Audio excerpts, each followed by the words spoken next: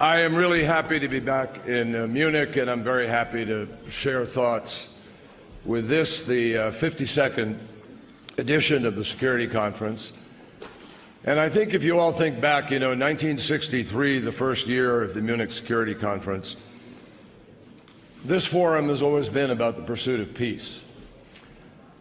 And back then, here in Germany, as elsewhere, the Cold War actually felt pretty hot. The wall was a concrete indication of a new reality.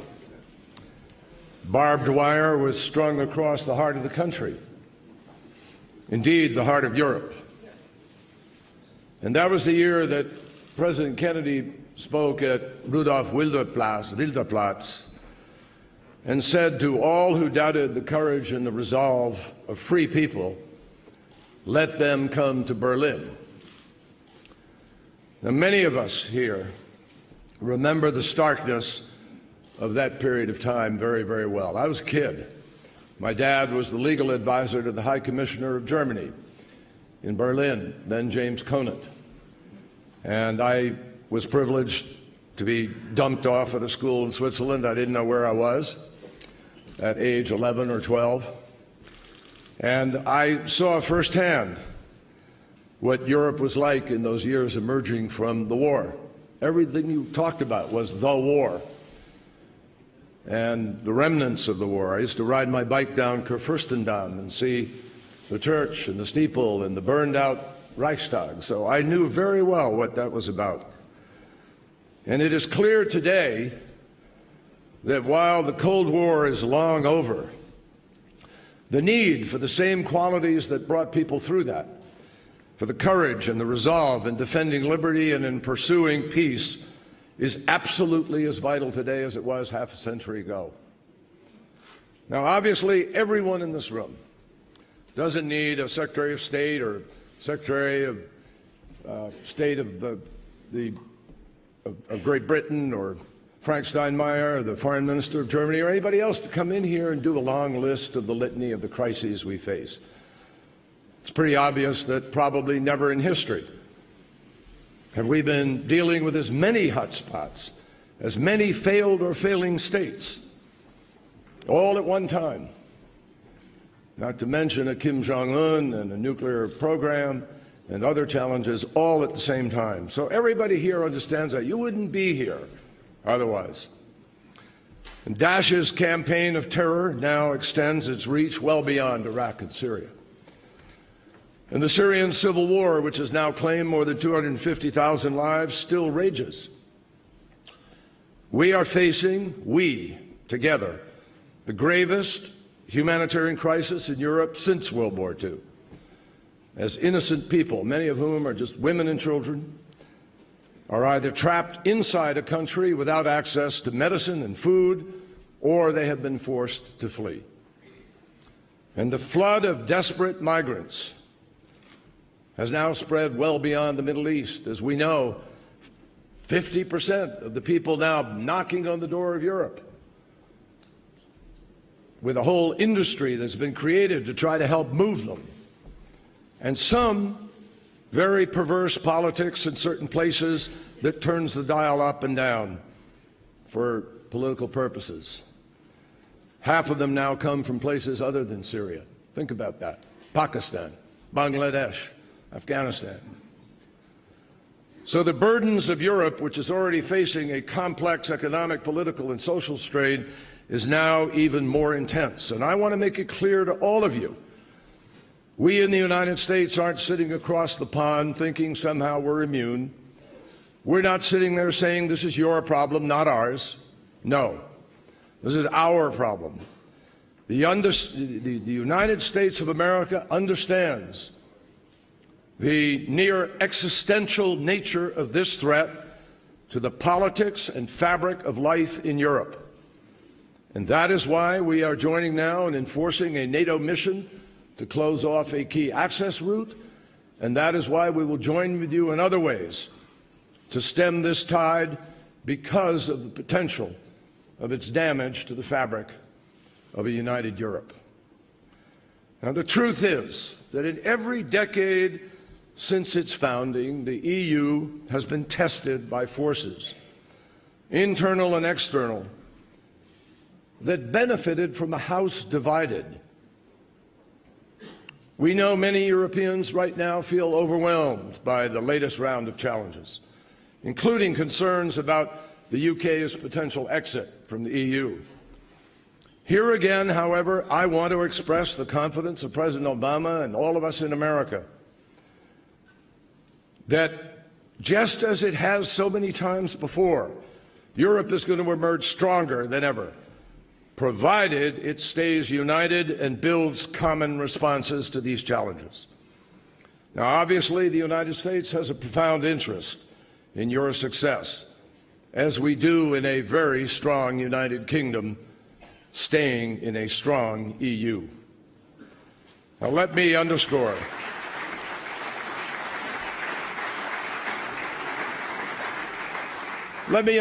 that those who claim that our transatlantic partnership is unraveling, or in fact those who hope that it might unravel, could not be more wrong. They forget, or they never understood, why we came together in the first place. Not to just sail along in the best of times, but to have each other's backs when the times are tough. They forget as well that the ties that bind us are not some kind of fragile strings of momentary convenience. They are rugged, time-tested cords of democratic values: liberty, decency, justice, rule of law. And nowhere is that more clear than in our joint, unwavering support for a democratic Ukraine. Our European partners, you, deserve enormous credit for showing the resolve you have shown and the common purpose you have summoned in order to stand up to Russia's repeated aggression. And I am confident that Europe and the United States are going to continue to stand united, both in sustaining sanctions for as long as they are necessary and in providing needed assistance to Ukraine until the sovereignty and integrity of Ukraine is protected through the full implementation of the Minsk Agreement. Now, again and again, we have made it clear, and I make it clear again here today, sanctions are not an end unto themselves. Witness what we succeeded in doing in the context of the Iran nuclear agreement. But we shouldn't forget why they were imposed in the first place: to stand up for Ukraine's fundamental rights, rights of international norms that have been accepted ever since World War II, that were part of what that great battle was about. Russia has a simple choice: fully implement Minsk or continue to face economically damaging sanctions. And the path to sanctions relief is clear: withdraw weapons and troops from the Donbass, ensure that all Ukrainian hostages are returned, allow full humanitarian access to occupied territories, which, by the way, is required by international law and by several United Nations resolutions.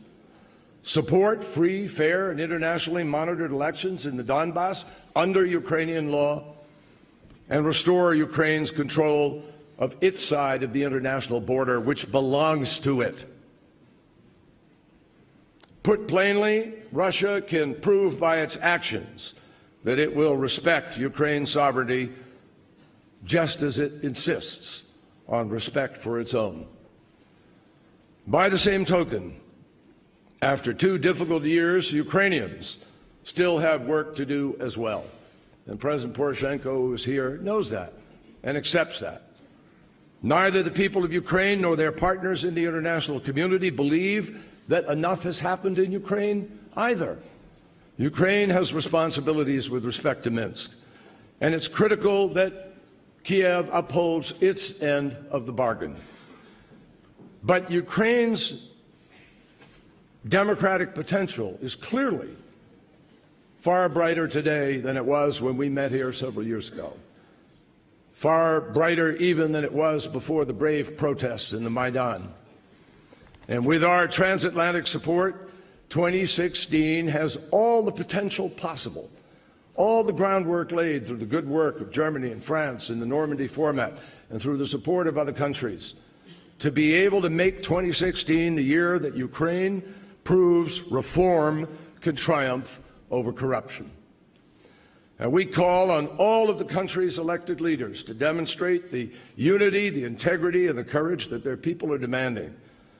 Now, in addition to our joint focus on Ukraine, the United States has significantly upgraded our commitment to European security with a planned four-fold increase in our spending on the European Reassurance Initiative, from just under $790 million to $3.4 billion.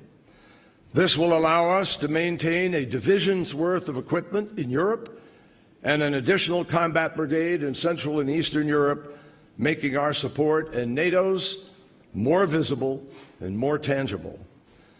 Meanwhile, and I think everybody here knows this, that's not the only way we have to approach the challenge of what is happening in Europe and in the rest of the world, of failed and failing states, of millions of young people in countries where they don't have hope, and they don't have food, and they don't have a job, and they don't have education, and they don't have a future. And if we leave that unattended to, then we are simply turning our backs on what we know is a responsibility for how we are going to stem the tide of violent extremism. So we will continue to build on our unparalleled economic partnership. We will support new jobs and spur growth on both sides of the Atlantic. And concluding negotiations on the transatlantic trade and investment partnership, my friends, this year will strengthen our economies. And let me be absolutely clear. Nothing in TTIP, nothing requires Europe to reduce or undo important regulations or weaken existing standards. That is false. On the contrary, the agreement will underscore our support for the inclusion of high environmental and labor standards in trade agreements, just as we have done in the Trans-Pacific Partnership, which encompasses 40% of the planet's GDP. We have encompassed in that agreement, in the four corners of the agreement, the highest labor standards and the highest environment standards enforceable by law. So TTIP can showcase the dynamism of our form of democracy, of our marketplace, of free markets, and demonstrate the preeminence in the global conversation about the economic standards and the defense of free trade. Now, perhaps most urgently, the United States and Europe are at the forefront of facing what has become the defining challenge of our generation, the fight against violent extremism. The terrible attacks in Paris, Brussels, Ankara, Beirut, the Sinai, San Bernardino, and so many other places have only reinforced our determination to defeat Daesh as soon as possible. And I am absolutely convinced we will do just that. Every day our military is meeting. Every day the coalition is working. Every day we are taking additional steps forward. And the global counter-Daesh coalition that we began some 17 months ago includes every NATO and EU state, and that, my friends, is the very definition of solidarity. We have known from the very beginning that defeating Daesh is not an overnight proposition. It's going to take time. But I'll tell you this, President Obama is determined that it will not take too much time. And he is every day pushing our military and every other sector, and there are many other sectors that are involved in this broad 9 lines of effort. He is pushing them to come up with new propositions, new ways to push this fight. We welcome the announcement of countries in Europe that have decided and other countries to join this fight. We are going to defeat Daesh. I have no doubt about it. But even as we do that, there's a lot of work that we have to do in a measurable manner. First and foremost, we are going after their fighters. Our coalition has launched more than 10,000 airstrikes. We, the United States and France, a couple of other countries, have put special forces on the ground in Iraq and Syria in order to better enable a number of operations, whilst also providing increased amounts of training and equipment to our local partners. Together, we have pushed terrorists out of about 40% of the territory that they once controlled in Iraq and 20% in Syria. We've liberated Tikrit. 100,000 Sunni have returned to rebuild their homes in Tikrit, an extraordinary story that doesn't get enough attention or credit. We've liberated Sinjar, Ramadi, Hasaka, and Kobani. We're hammering Daesh's heavy weapons, its training camps, its supply routes, its infrastructure. And the military campaign to end Daesh's terrorism is, in fact, expanding by the day. But it's not enough just to knock them down militarily, which we are doing. You have to also ensure that they can't get back up. And that's why the second line of effort that we're pursuing is also critical, destroying their economic lifeline.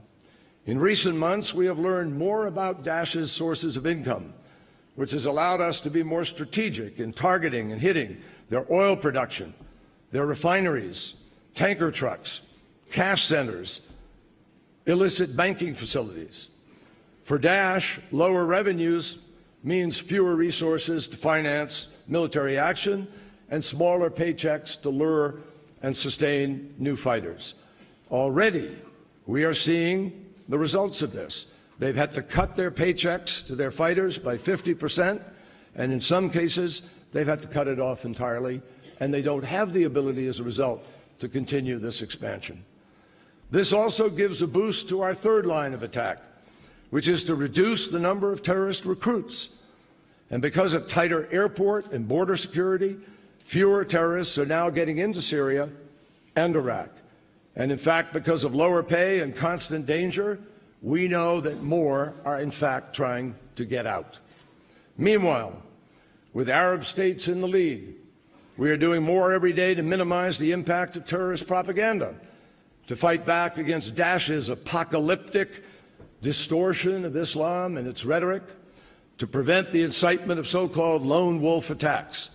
In the United States, we recently opened the Global Engagement Center at the State Department to help dispel extremist groups' hateful lies in all forms of media, to take the people who were once the captives and exploited by Daesh and put them in the media to tell the stories to deter others from joining. We have a center opened up in Abu Dhabi. We have a new center that the Saudis, they will be starting, and we will be working with them. And the Malaysians are following, so that those who really can talk with authority about what Islam means in the languages and in each individual nation where it makes the difference will have the opportunity to speak to people in ways that they haven't yet. The global coalition has also reinforced our commitment with respect to the fifth effort, providing humanitarian relief to the millions who have suffered at the hands of Daesh as a result of the larger conflict in Syria. Now, the entire region, is responding to this challenge, my friends. And that is essential because the needs are absolutely staggering. I see the Prime Minister of Norway here, others who were in London the other day, extraordinary contributions by countries around the world to put $10 billion on the table. Turkey has taken in more than 2.5 million men, women, and children since the war began. And Lebanon and Jordan are giving refuge to 1 million people each. In Europe, you know better than anybody how the staggering humanitarian crisis is affecting the daily life of politics and of the social fabric of Europe. Unprecedented challenges. And with characteristic resilience, I'm proud to say and grateful for the fact that Europe is stepping up to meet these challenges. Chancellor Merkel and other leaders have demonstrated remarkable courage. I know it's difficult. Last night at dinner, I heard people telling me how it has cost her. We all understand. That's the nature of political courage, in helping so many who need help. And across this continent, communities are taking in those who are fleeing violence and saying no to the voices of intolerance and racism within societies.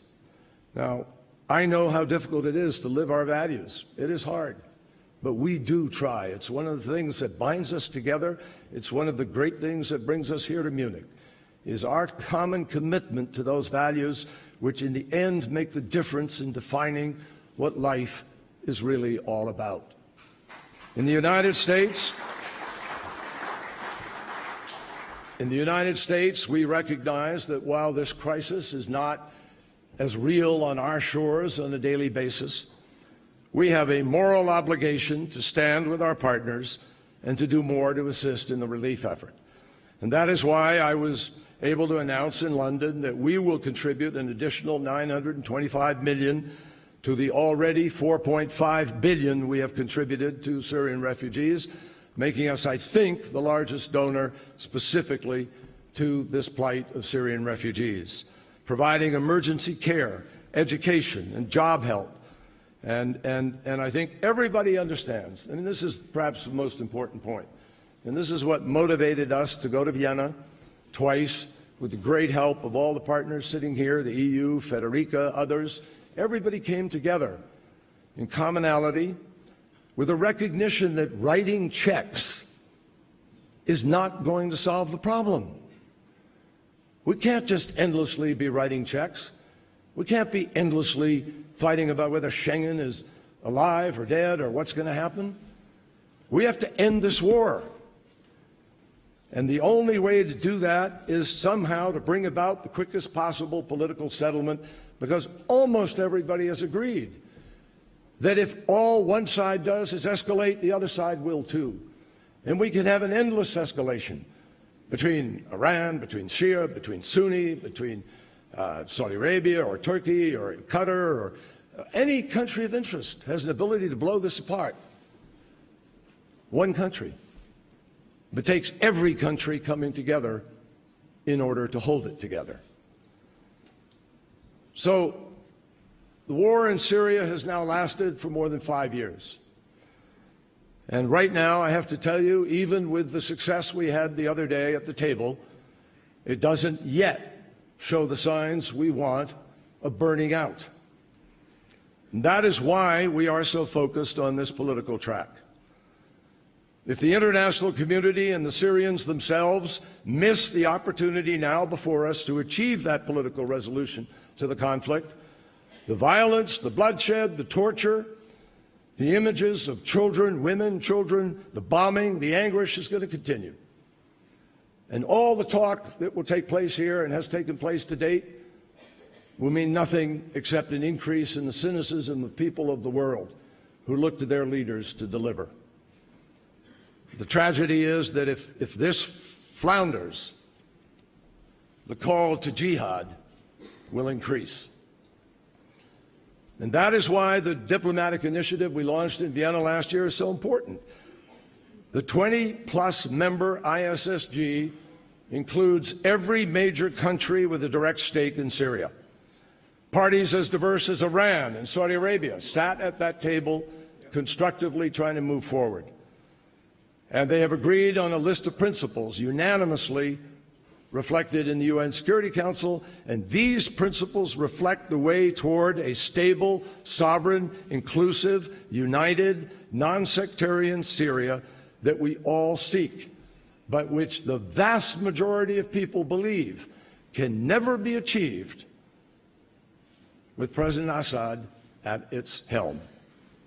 You cannot stop the war that way.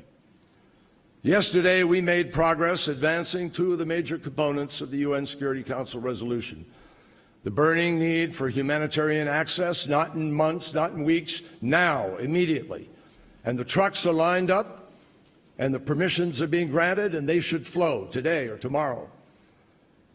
In the wee hours of Friday morning, we agreed that the sustained delivery of humanitarian aid will begin this weekend. First to the areas where it is most urgently needed, and then to all the people in need throughout the country, particularly in the besieged, hard-to-reach areas. And the UN has now said that the trucks are loaded, ready to go. And we also established a task force, which has met already for the first time in Geneva, and will report regularly on the progress to be able to guarantee the delivery of this aid. The ISSG also agreed to implement a nationwide cessation of hostilities to begin in 1 week's time. Why in a week? Why not yesterday?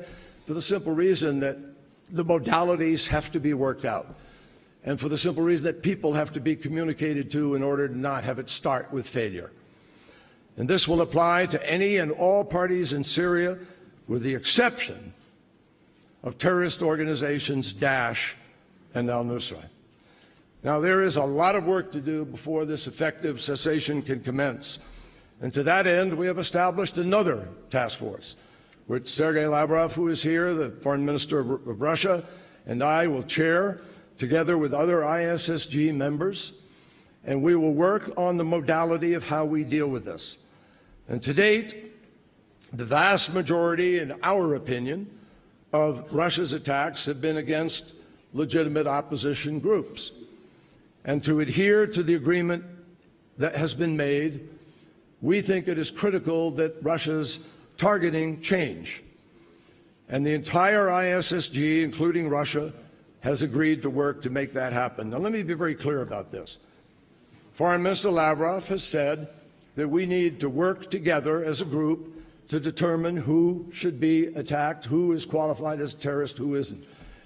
And I will say bluntly that there is no way to properly put a humanitarian access as ambitious as the one we've embraced in place, and there is no way to adequately deal with a cessation of hostilities unless we do sit down and work together on every aspect of this, from the political to the humanitarian to the military also. And we are doing that now. So we're not approaching this with some sense of, pie in the sky hope. We will work through where this targeting should take place, where it shouldn't, how we work together in order to be effective so we don't drive people away from the table, because obviously if people who are ready to be part of the political process are being bombed, we're not going to have much of a conversation. So that's what we're working on. And the Security Council resolution has demanded that all parties immediately cease any attacks against civilians. That, too, has not happened to date. And indeed, the violence by the regime, as we all know, went up. Free-fall bombs are being used, which are not precise. We all know civilians are being killed. So we hope this week can be a week of change.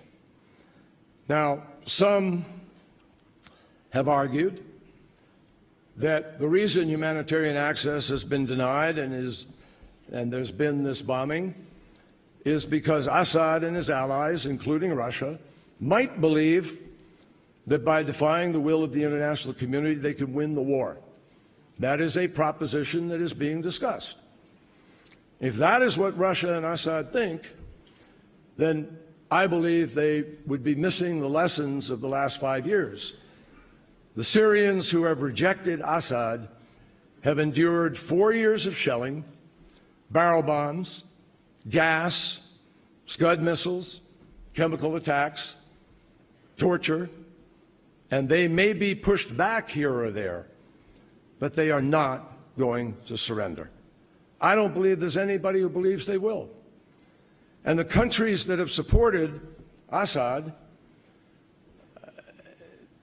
and the countries that have opposed him say they're both committed to continuing that. That is not a recipe, obviously, for resolution. So it is critical for all of us to take advantage of this moment to make this cessation of hostilities work. And one thing I would say is that the more successful people are in standing up Assad, at the same time, the more successful they will be in attracting more jihadis to the fight. That's the perverse reality of what has happened there. So whether one side or another has an advantage today, this conflict will still require a political solution at some point in time in order to make peace, no matter what happens. This is the moment. This is a hinge point. Decisions made in the coming days and weeks and few months could end the war in Syria, or it could define a very difficult set of choices for the future. Everyone here knows what we have to do to get this right. Putting an end to the violence and the bloodshed is essential, but also providing Syrians with the humanitarian aid they need is critical, and ultimately the end of this conflict will come when the parties agree on a plan for a political transition that was accepted as the standard for this in 2012 in Geneva with the Geneva Communique. So let me just close by saying to everybody that at dinner last night, it was interesting. I was listening to the conversation, and I've listened and chatted with a lot of colleagues over the last few days. It's pretty clear that the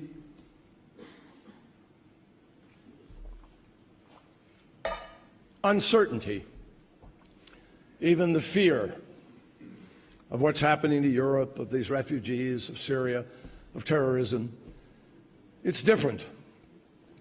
And everybody feels that. And as a result, in some quarters, there is a pessimism in the air. I believe we have good reason, actually, to be optimistic about the future. And the reason is the size, the durability, the capacity, the talent, the extraordinary resilience of this alliance in one form or another that has been expressed, not just in the formality of this alliance since it came into being since World War II, but throughout the last century. Yeah, there's violence in the world. You better believe it. But you know what? It's changed. The 20th century was defined by state-on-state violence and millions upon millions of people dying. There are actually fewer people dying in conflict today than ever before.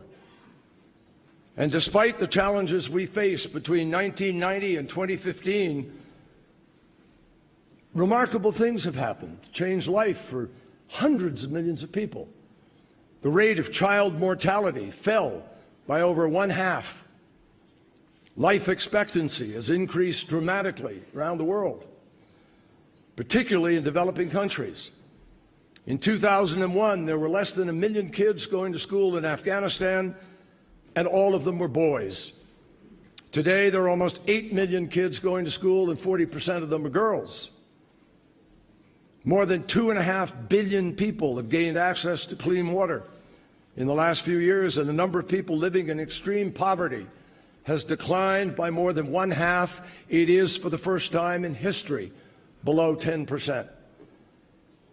I could run a longer list of things, and you know them, that we're doing. Productivity, the changes of technology. A century ago, the numbers of people brought into the near middle class or middle class in China and India and many other countries. A century ago this month, the Battle of Verdun was just beginning. The most excruciating chapter of a horrific war that would cause 37 million casualties and kill 1 German and 1 French man out of every 5. 70 years ago, 75 years ago to be precise, millions of refugees were streaming not into Europe, but out of Europe, seeking refuge from a confrontation with fascism that would climax in unprecedented savagery and the Holocaust.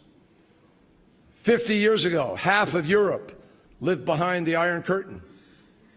A quarter of a century ago, Europe was witness to a brutal campaign of ethnic cleansing that would rage for years. My friends, we cannot come to Munich to a security conference and ignore the underlying message of this history. This moment is not as overwhelming as people think it is. We know what needs to be done, and most importantly, we have the power to do it. The transatlantic community is not strong because we've somehow been exempt from tragedy or strife.